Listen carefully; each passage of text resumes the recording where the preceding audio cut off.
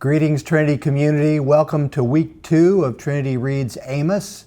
And I'm excited that this week, as we look at chapter 2 in particular, that you're going to get to hear a conversation between Brent Strawn, our Old Testament professor, and Julie Burson, who is our lower school librarian. And they're going to be talking about how to read Amos with younger children, with younger Trinity Lions.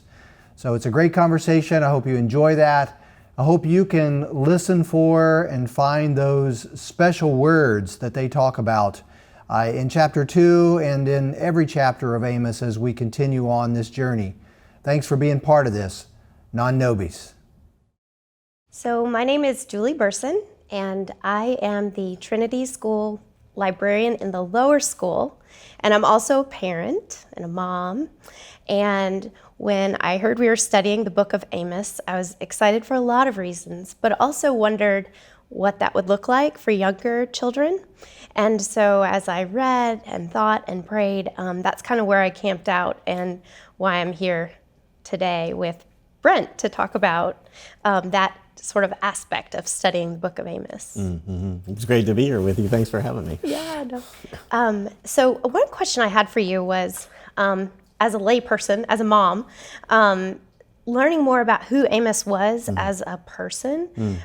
Can you talk a little bit about what you know about his sheep herder role and who he was? Yeah, we don't know a lot about him. We just, the words that are recorded in the book about him that he says, and also a few kind of comments about him. One that he makes himself in chapter 7, where he says he's a tender of sycamore trees and a herder. And then in chapter 1, when he's said to be among the shepherds. And the interesting thing about that word in chapter 1 is that it only appears one other time in the whole Old Testament, and it's used of the king of Moab. He's said to be a shepherd in the same way. So we don't know if this means that Amos was a person of substance. It may be, or that he was kind of just a lowly, shepherd. That might be the case too. But we know that he comes from Tekoa, which is south of Bethlehem, a small little town. And so he wasn't, in the big city, and he wasn't evidently, lettered in all the great institutions or a priest in the temple, but someone who just had another occupation. So being a prophet is his second career. And another thing I was going to ask you is, with different translations of the Bible, sometimes where I might decide to read would be a little more wordy or challenging for a really young child. Yeah. How do you feel about other translations if it seems appropriate for our kids? I think it's a great idea. The more accessible, the better, especially if your child is young. And each Bible translation is pitched at a certain level. So as I understand it, the New Revised Standard Version is pitched at about a 12th grade reading level, but even most American adults don't read at that level, so the Wall Street Journal and things like that are under that.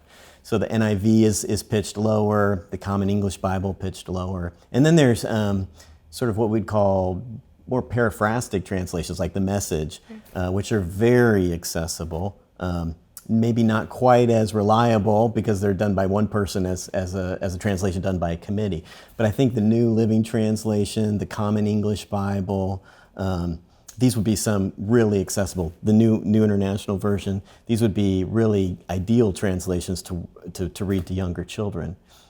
Being a Bible professor, I prefer to read the Bible directly to them than a completely censored version because I think children need to be, get used to reading the Bible in all of its full warp and woof, even the parts that are tricky.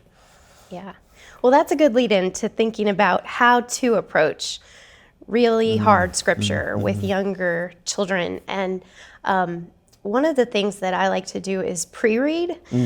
So kind of get into the section that I'm about to talk with a child about and read it myself and sort of think about, well, what is the message? What is God really using the scripture to teach me and other believers? And then work backwards a little bit and find pieces of scripture that support that message to hone in on. Is that a good practice? I love that practice, and I've done it with my kids since they were very, very little. We called it the special words. So I would read the passage, and again, I would read in something like the NLT or the NIV or something like that. And after finishing the passage, I would say, do you want to know what the special words are? And especially when they're little, they were very excited. What are the special words? And then I could go back like you did and sort of pick that passage, that verse, maybe even a phrase that I had sort of pre-read and thought, this is what I hope my child takes away. If they can only remember one thing, and they may not even remember that. I mean, I might not remember that. But if they could only remember one thing about this chapter, what would I want them to remember? Those are the special words. And so we'd repeat those, maybe talk about them for a minute, and then pray. So I think that kind of centering on a key text, a key verse, phrase, image, that's really helpful. It does require us to prepare a little bit and think about it, but why not? I mean, we should do that. And I think it's a wonderful way to help the kids focus, to help us focus on what's really crucial. And my kids to this day still remember the special words. I mean, they don't remember all the words, right? But they remember the practice of finding those special words. So in light of that, it makes me think that maybe it would also be appropriate to use other scripture to sort of illuminate. So for Amos, God of justice, there's so many verses in the Bible that talk about God's justice. And some are more familiar maybe to our children or more attainable. How do you feel about sort of using that in tandem to bring that principle in its fullness, like on a level they can?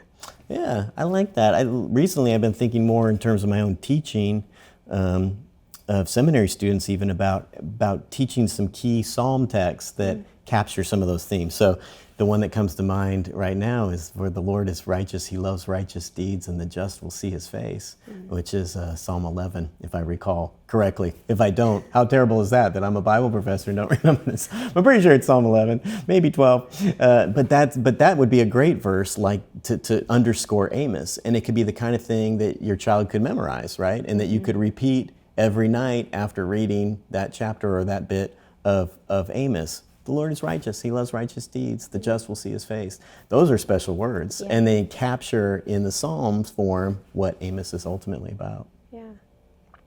Well, as I read through chapter 2, one of the things that sort of leapt out were the physical places that Amos is talking about.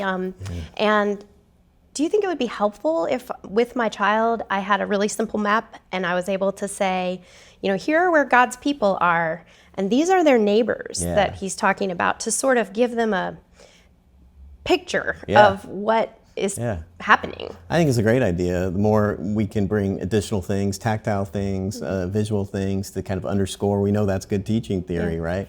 And so a map, simplified map perhaps, would be really useful in order to kind of highlight these places. Also to show how not only is Amos kind of making the rounds, but Amos is circling in bringing his point home ultimately to God's people. Ultimately, chapters 1 and 2, where Amos is kind of doing all that, it's not ultimately about Moab or Gaza. It's about Israel. And that's when it kind of hits close to home. And another thing I noticed was how different, once he transitions into his own people and the accountability for them, he also pivots and begins illustrating, reminding them of who he is and what he has done, beyond just the punishment or the consequence for their actions. And is that something significant that we could talk to kids about? For sure, because it motivates this, right? There's why is God upset? Or as Chip and I talked about for the first week, what is God mad about or sad about? Is not only a question of content, but also motivation. Why is God mad or sad about these things? And what Amos shows in this way that you've highlighted is that it's a history there. God has done things for the people and asked them to do things in return, to go to Micah to, love justice and mercy and walk humbly with God and all the rest. And since they failed to do that, now God is bringing punishment to bear on them. So I think that relating these things is really crucial to help our kids, but also us, remind ourselves what's sort of the syntax of God's sadness or anger. It's because of what God's done for us and what we've failed to do that leads us to this point. And so now with Amos coming and preaching to us, we have a chance to change and do better. Thank you so much. Thanks That's really helpful. Oh, thanks Appreciate it. Thanks for having me. It's great.